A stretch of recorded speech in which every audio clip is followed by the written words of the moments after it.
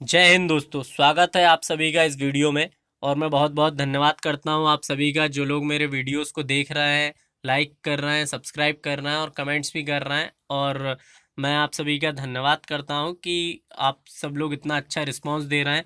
और मेरे जितने भी वीडियोस हैं प्लीज़ उनको शेयर भी कीजिए ताकि मुझे मोटिवेशन मिल सके। और प्लीज़ आप कमेंट कीजिए कि मैं किस तरीके से और इम्प्रूव कर सकता हूं खुद को, और मैं क्या क्या नया कर सकता हूं अपने वीडियोस में, ताकि मैं और अच्छे से वीडियो आपके सामने ला सकूं। और मैं आपका थैंक्स करता हूं कि आप कई लोग योग कर रहे हैं और मुझे कॉल करते हैं, मैसेज करते हैं कि किस तरीके से योगा करें, किस तरीके से नहीं करें, शुरुआत कैसे करें। तो इस सब के लिए मैं आपका थैंक्स आभारी हूं, आप सभी का धन्यवाद करता हूं।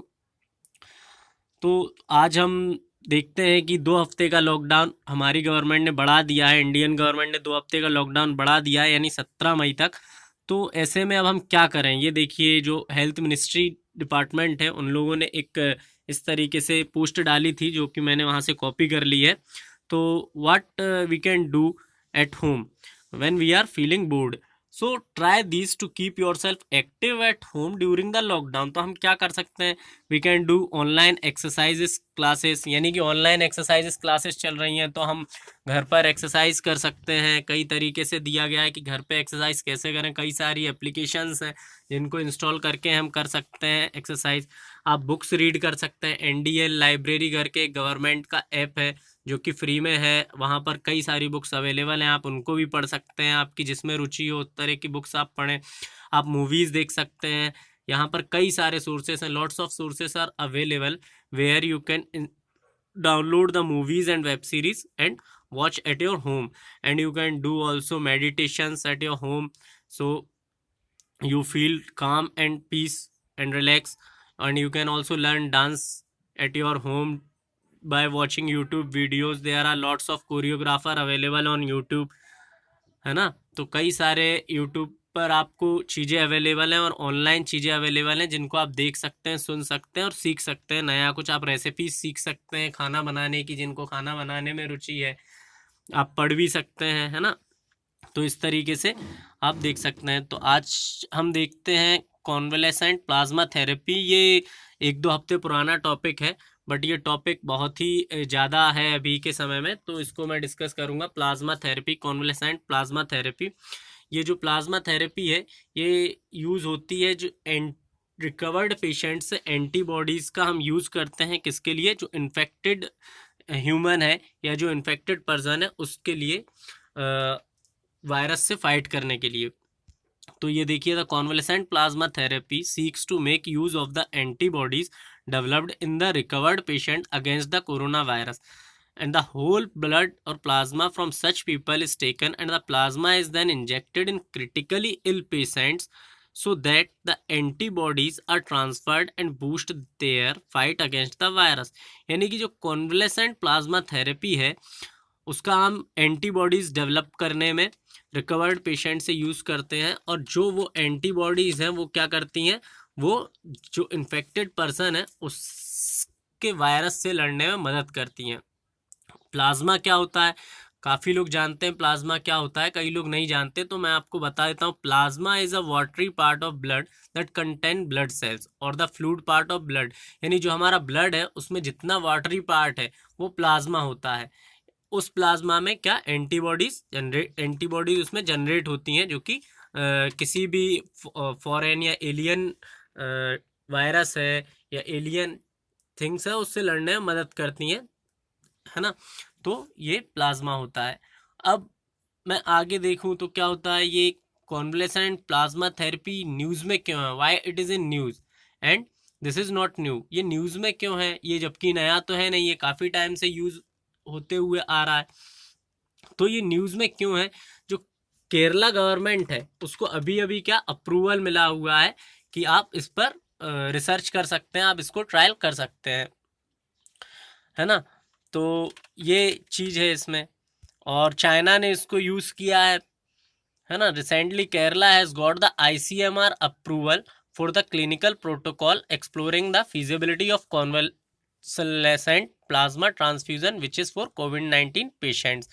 तो इनको मिला है, केरला में एक इंस्टीट्यूट है, transfusion medicine department of Shri Chitra Tirunal institute for medical science and technology, उन लोगों ने इस पर रिसर्च किया है और उन लोगों को जो हमारा हेल्थ डिपार्टमेंट और जो ICMR पुणे है, उन लोगों ने अप्रूवल दिया है कि आप इस पर रिसर्च कर सकते हैं। और ये देखिए, ये न्यूज़ में और किस लिए है, it may be noted that plasma from the blood of previously infected yet healthy individuals had been transferred to 5 critically ill patients in China and their condition had steadily improved and were subsequently discharged from hospitals। यानी China में इसका use किया जा चुका है पहले और काफ़ी लोग इससे ठीक भी हो चुके हैं। तो इसीलिए ये न्यूज़ में है। तो कई सारी कंट्रीज़ इसको अप्लाई कर रही हैं, लेकिन अभी ये सिर्फ ट्रायल के लिए और रिसर्च के लिए कर रही हैं। इसका अभी कोई भी परमानेंट सॉल्यूशन नहीं मिला है हमें कोरोना वायरस जैसी पेंडेमिक बीमारी का। और ये नया क्यों नहीं है, क्योंकि इसका हमने यूज़ कहाँ पहले भी कर चुके हैं। हम जो सार्स वायरस आया था 2003 में, उसमें यूज़ किया गया था। जब ये सार्स वायरस क्या था, जो सार्स वायरस है उसने 26 कंट्रीज को अफेक्ट किया था। And what is the full form of SARS is severe acute respiratory syndrome. ये सार्स का जो फुल फॉर्म है वो सेवियर एक्यूट रेस्पिरेटरी सिंड्रोम है। इसके सिम्टम भी सेम कोविड-19 जैसे ही थे। Influenza, cold, fever, disease, shivering, ये सब चीज़ें होती थी। उसके बाद ये इबोला वायरस में भी काफ़ी ज़्यादा यूज़ हुआ था, जो कि treat critically ill patients during Ebola as well, है ना।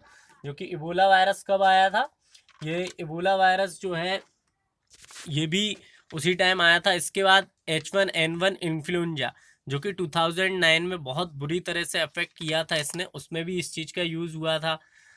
कई पेशेंट्स को ट्रीट किया गया था प्लाज्मा थेरेपी से। और जो स्पेनिश फ्लू 1918 और 20 में आया था, उसमें भी US ने इसका यूज़ किया था। तो ये पुराना नहीं है, ये नया नहीं है, ये बहुत पुराना है प्लाज्मा थेरेपी। और ये देखिए किस तरीके से डायग्राम में एंटीबॉडीज़ को दिखाया गया है, H1N1, और ये कोरोना वायरस का सिंबल है। इसके बाद आगे देखें तो इसका प्रिंसिपल क्या है, यानी करता क्या है कोरोना वायरस, ये प्लाज्मा थेरेपी करती क्या है। The principle applied is that a person who has recovered from the infection would have antibodies directed against the infective agent, in this case the कोविड-19 वायरस। अब ये देखिए, जिस तरीके जैसे किसी को कोई पेशेंट है, उसको कोरोना वायरस से वो अफेक्टेड है, तो वो बंदा 14 दिन के लिए क्वारंटाइन में जाएगा, उसकी इम्यूनिटी अच्छी है। तो ये जो इम्यूनिटी है, इम्यूनिटी क्या करती है, आपके अंदर एंटीबॉडीज प्रोड्यूस करती है वायरस के खिलाफ लड़ने के लिए। और ये एंटीबॉडीज प्रोड्यूस होती हैं तो वो क्या करती हैं, वायरस से लड़ने में हेल्प करती हैं।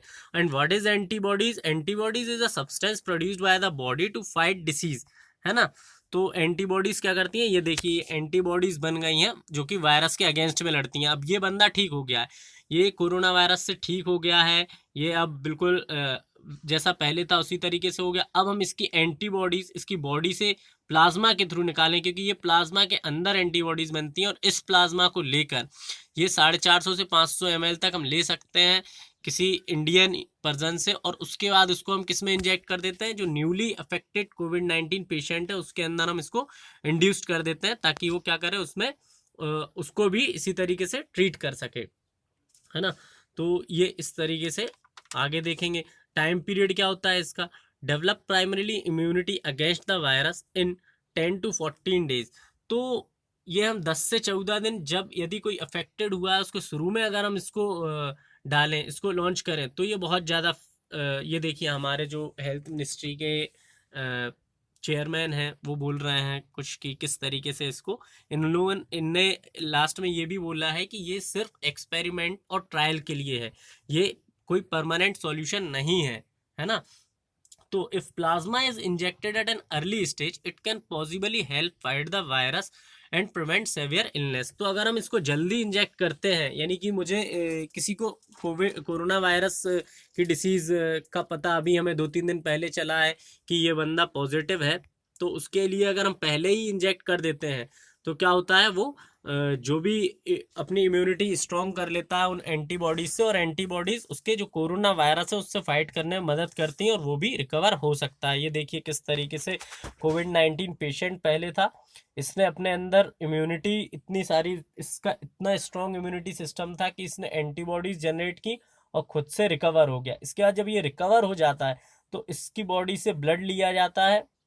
अब ब्लड ले सकते हैं इसकी बॉडी से ब्लड, और उस ब्लड में से हम क्या करते हैं, सीरम निकालते हैं। सीरम इंजेक्शन से निकाला जाता है जो, और ये सीरम से हम क्या करते हैं, इसमें जो न्यूली अफेक्टेड पेशेंट है उसके अंदर प्लाज्मा को इंड्यूस्ड करते हैं, और फिर ये जो पेशेंट है उसके अंदर ये थेरेपी का वर्क करता है। तो ये देखिए, और ये किस चीज़ से होता है, इसकी एक प्रोसेस होती है जिसको हम ब्लड फ्रैक्शनेशन प्रोसेस बोलते हैं। It is use to separate the plasma. यहाँ पर कौन सा प्रोसेस यूज हो रहा है, ये प्रोसेस हो रहा है ब्लड फ्रैक्शनिज्म प्रोसेस, है ना। और इसमें क्या, डोनर की परमिशन बहुत ज़रूरी है। Permission of donor is necessary. अगर किसी को नहीं देना है तो आप उसको ज़बरदस्ती नहीं कर सकते हैं, ये सिर्फ उसकी परमिशन के द्वारा ही होगा। तो यहाँ देखते हैं, ब्लड फ्रैक्शनेशन प्रोसेस होती है, और एक और एस्फेरेसिस प्रोसेस होती है, जिस प्रोसेस से हम सेपरेट करते हैं प्लाज्मा को। ये देखिए, how is plasma therapy done for covid. Convalescent plasma transfusion is a relatively easy process. It involves collecting plasma by a process called apheresis or whole blood collection as for blood transfusion, followed by separation of the plasma in the laboratory from patients who have recovered from the infection. ये apheresis process होती है जिसके through हम blood को collect करते हैं recovered patient से, और फिर उससे प्लाज्मा निकालते हैं। ये आपके किसी भी कॉम्पिटिटिव एग्जाम में भी पूछा जा सकता है कि कौन सी प्रोसेस है, which process is use to collect plasma from the blood of recovered patient. तो एफरेसिस प्रोसेस होती है। एंड आप फ्रैक्शनेशन प्रोसेस भी बोल सकते हैं, blood fractionation process. The donor is tested as for any blood donor and the plasma is then subjected to standard testing as for blood transfusion. तो donor का test होता है कि वो उसके लिए सही है या नहीं, उसके अनुकूल है या नहीं। जो डोनर है और जो रिसीवर है, उन दोनों की जो हमारी फैक्टर्स हैं, जो पैरामीटर्स हैं, वो दोनों मैच करने चाहिए। जो हेल्थ गाइडलाइंस के अकॉर्डिंग है वो भी मैच करना चाहिए, कि जैसे ब्लड ग्रुप है वो सेम होना चाहिए, या जो भी हमारे पुराने हैं वो सब होना चाहिए। उसको वायरस पहले से कोई डिसीज तो नहीं है, एड्स तो नहीं है, या कोई बीमारी तो नहीं है जो डोनर है उसको, है ना। If the donor is female then a special class of antibody called HLA antibody should be absent in the plasma. अगर कोई फीमेल डोनर है तो उसमें क्या होता है, special class of antibody generate होती हैं जो कि HLA एंटीबॉडी कहलाती हैं, जिनमें प्लाज्मा एब्सेंट होता था। Donated plasma must have sufficient antibodies against कोविड-19 टू ऑफर ट्रीटमेंट वैल्यू, है ना। तो आगे देखेंगे हम, as people fight the virus they produce antibodies that attack it. Those antibodies protein that are secreted by immune cells known as B lymphocytes are found in plasma or the liquid part of blood that helps the blood to clot and support immunity। यानी कि ये जो antibodies हैं ये कहाँ पाई जाती हैं, B lymphocytes में। हमारे जो प्लाज्मा है उसके अंदर लिम्फोसाइट्स होते हैं, उन लिम्फोसाइट्स में एंटीबॉडीज जनरेट होती है। एंटीबॉडीज क्या काम करती है, जो प्रतिरोधक क्षमता है हमारी उसको बढ़ाती है, और जो वायरस या जो भी कोई बाहर से एलियन आ रहा है या जो हमें अफेक्ट कर रहा है उससे लड़ने में मदद करते हैं एंटीबॉडीज। तो ये इस तरीके से ब्लड क्लॉट और इम्यूनिटी को इंक्रीज करने में हेल्प करती है। इसके बाद देखिए, once a person recovers that person has developed antibodies that will stay in their blood waiting to fight the same virus. Those antibodies when injected into another person with the disease recognize the virus as something to attack। अगर एक बार person recover हो जाता है तो उसके अंदर वो antibodies develop हो जाती हैं, और वो उसी वायरस से, सेम वायरस से फिर से लड़ने में कारगर साबित होती है। यानी कि अगर किसी को पहले से इन्फेक्शन था और वो ठीक हो गया है, उसके अंदर एंटीबॉडीज जनरेट हो गई, अब उसका कोरोना कुछ नहीं कर सकता है। कोई भी डिसीज जो कोरोना से रिलेटेड है वो उसका कुछ नहीं बिगाड़ सकती है ना। In the case of corona virus disease, scientist say antibodies attacked the spikes on the outside of the virus blocking the virus from penetrating human cells. यानी जो साइंटिस्ट हैं, जो डॉक्टर्स हैं, जो रिसर्चर्स हैं, उनने क्या कहा है कि जो एंटीबॉडीज़ हैं वो क्या करती हैं, जो कोरोना वायरस के स्पाइक्स है, यानी कि जो उसकी अटैक करने की क्षमता है, इसको कम कर देती हैं और हमारी इम्यूनिटी को इंक्रीज कर देती है, हमारे इम्यूनिटी सिस्टम को स्ट्रॉन्ग कर देती हैं, और ताकि हम जो भी सेल्स को पेनिट्रेट करने वाला वायरस है उसको झेल सके। तो इसी के साथ ये मेरा वीडियो ख़त्म होता है। तो एक बार और मैं आपको क्लैरिफाई कर दूं कि यह सिर्फ एक एक्सपेरिमेंटल थेरेपी के रूप में यूज़ कर रहा है। इसका ये अभी कोई परमानेंट सॉल्यूशन नहीं है। It is only for research and trial, है ना। ये सिर्फ रिसर्च और ट्रायल के लिए दिया गया है, और ताकि अभी इस पर रिसर्च चले और कोई पक्का वैक्सीन बन सके, है ना। और काफ़ी सारी रिपोर्ट्स आई हैं कि ये कई जगह थेरेपेटिक इफेक्ट हो रहा है इसका, और लो रिस्क है, इसमें ज़्यादा रिस्क नहीं है प्लाज्मा थेरेपी में, तो इसके अच्छे रिस्पांस भी आ रहे हैं। अमेरिका ने भी इसको कई जगह पर रिसर्च करने के लिए अप्रूवल दे दिया है। इसी तरीके से कई कंट्रीज इस पर ट्रायल कर रही हैं प्लाज्मा थेरेपी पे। तो आपको वीडियो अगर पसंद आया हो तो लाइक कीजिए और शेयर कीजिए, सब्सक्राइब कीजिए, और मेरे वीडियो पर कमेंट्स भी कीजिए आपको कैसा लगा। अगर आपको अच्छा लगा हो तो आप पॉजिटिव कमेंट्स कीजिए। अगर आपको कुछ भी इन्फॉर्मेशन की और ज़रूरत हो तो आप प्लीज़ कमेंट कर सकते हैं कि मुझे ये डाउट है, आप वो भी पूछ सकते हैं, और मुझे बताइए कि मैं और क्या इम्प्रूव कर सकता हूँ ताकि मैं आगे उसमें इम्प्रूव करूँ। और मेरे पुराने वीडियोस को भी आप प्लेलिस्ट में जाकर देख सकते हैं, उसमें काफ़ी सारे योगासन मैंने बताए हुए हैं, बहुत ही सरल तरीके से उनके फ़ायदे बताए हुए हैं और विथ प्रिकॉशन। तो आप उनको देखिए और प्लीज़ शेयर कीजिए ताकि मुझे मोटिवेशन मिल सके आगे के लिए। धन्यवाद।